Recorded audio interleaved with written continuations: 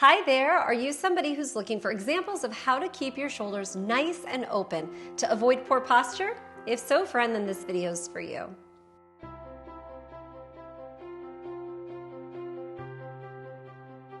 Hi there, my name is Morgan Risden, and I'm the creator of Center Studio, where I teach people, just like you, friend, skills to feel more comfortable more often.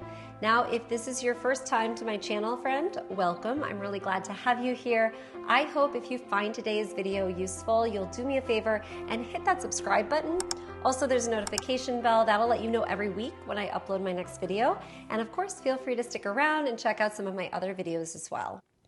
Now, I wanted to share with you today some examples of how you can avoid pulling those shoulders forward and contributing to poor posture by not really paying attention to how are you doing things in your everyday life. Now, in Alexander Technique, we think about this idea of direction as how am I moving throughout my life and what part of my body is moving in space relative to other body parts of mine. So we call this fingertips leading, and that means that my fingertips always go towards the activity and my shoulders, my friend, don't need to usually be engaged. So I want to share with you some of the ways that you can incorporate this in your everyday life by just showing you how sometimes our shoulders are overeager to help and really they have nothing to do because once you know it, our hands can go instead. So I just want to share some examples with you today. And of course, if there are other things that you can think of that you do in your everyday life, feel free to explore the same idea with those things as well. Let's get started.